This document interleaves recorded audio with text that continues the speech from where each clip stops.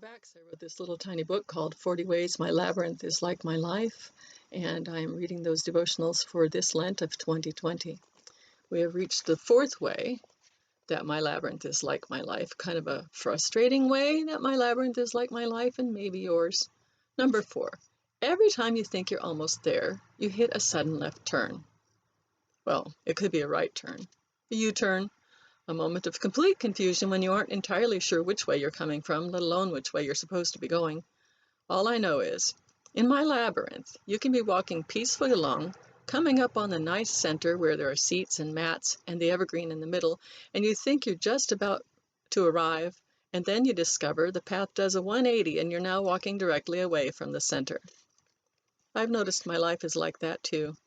As a kid, I'd get settled into a new neighborhood and we'd move. Again. High school took an extra year for reasons too complicated to go into.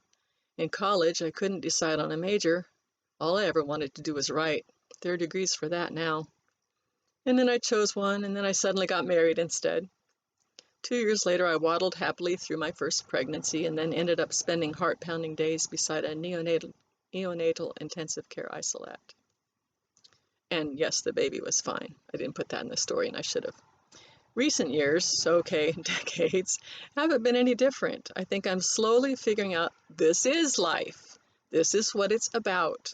Circling, doubling back, stopping, starting again, turning till you come round right, as the Shakers sang it. In an odd sort of way, there's kind of comfort in that. You don't just get second chances, you get dozens. They're not exactly the same, of course, but the kind of compassion and love you failed to provide that time, you know the time I mean. You'll get to try again when someone needs you this week. The lesson you didn't learn yesterday, you'll learn tomorrow. The gift you missed giving is still in your heart. Dig it out, find another way to give it. There's a reason for all these do-overs.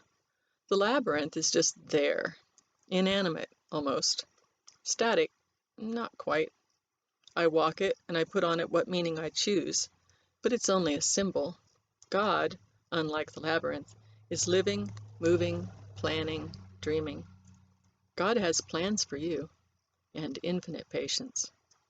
There are so many more ways for you to get what God is trying to say, and God will try them all, and smile while you figure out the treasure map that is being laid before you, changed as you change, adapted perfectly to what you need.